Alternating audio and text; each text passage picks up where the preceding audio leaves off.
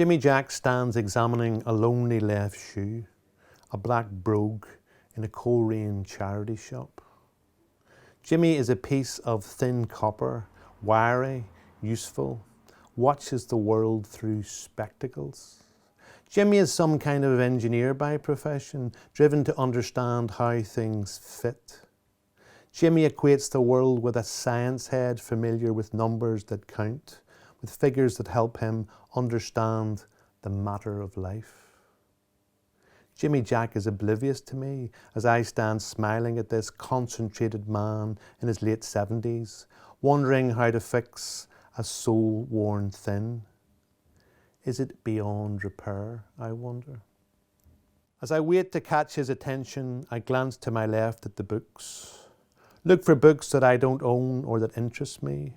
I spot Never Let Me Go by Kazuo Ishiguro, a dystopian wonder of a book which ends with, spoiler alert, the best use of a wire fence ever to depict a secular heaven. Charity shops are a leveller. Yesterday's bestseller is today's 3 for £1. No matter how much love, no matter how much care, no matter how much genius, no matter how much promotion. Yesterday's bestseller is today's 3 for £1. From bestseller to bargain bucket, great works priced the same as trash. I make contact with Jimmy by touching his strong, thin, 79-year-old arm. Jimmy smiles and we start catching up, just like that. Click. It has been 9 months since I last saw Jimmy sitting with his fiddle, providing scratchy, soulful ambience to a Christmas charity event I was hosting. Jimmy likes to catch up, is friendly, warm, full of words. Catching up today is Jimmy talking, me listening.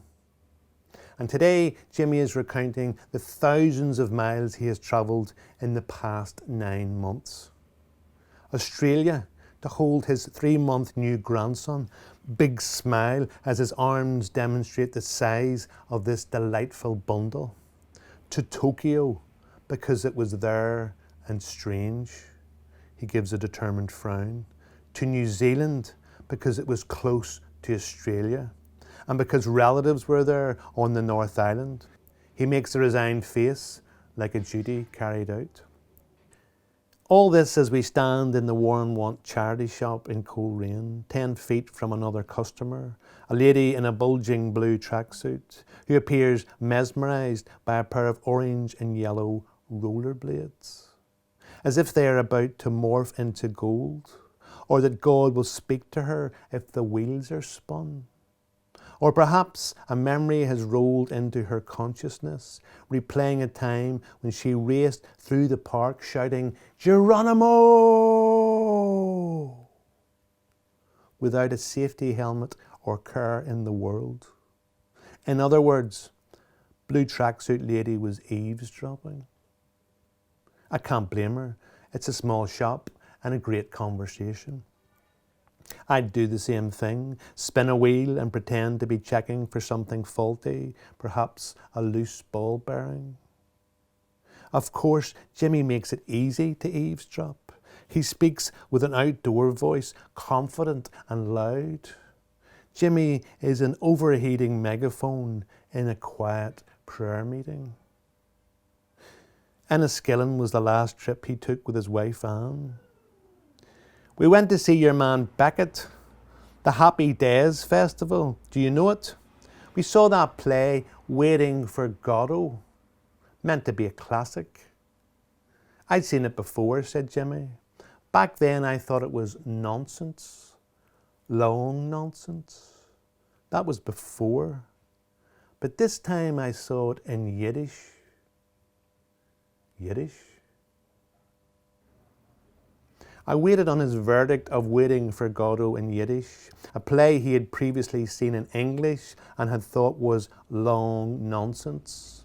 I grinned with anticipation because Jimmy, as far as I knew, did not speak Yiddish. Yes, Yiddish, said Jimmy, and it all made sense. or more sense, or a different sense? I was surprised by this. Did you know, said Jimmy, that Samuel Beckett fought in the French resistance during the Second World War? I did. I didn't, said Jimmy. This play was written under a great heavy shadow, the Holocaust. I suddenly realised, said Jimmy, watching Waiting for Godot in Yiddish, that life has a lot of waiting in it. Waiting for the fire to light, for the bed to warm, for the kettle to boil. Waiting in traffic, at cash registers, at prize days. Waiting for your child to stop crying. Waiting in the doctor's waiting room. And inwardly, I carried on the waiting examples. Waiting to be found, to be seen, to be recognised. Waiting at the grave in pained perspective. Waiting for the black dog to stop barking. For the last word, for the hurt to heal.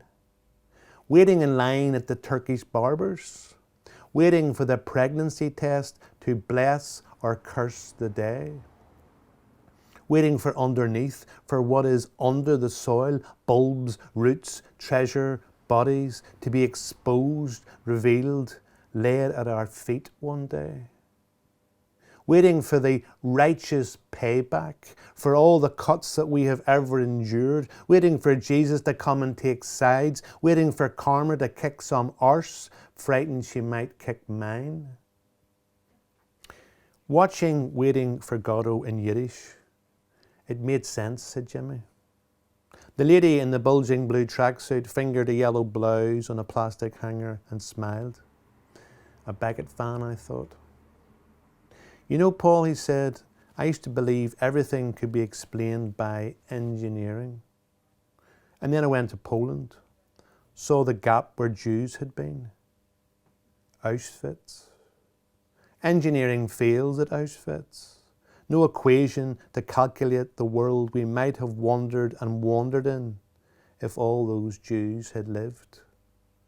Jimmy Jack looked down at the lonely shoe in his hands. And then he said, maybe learning to wait is what it's all about.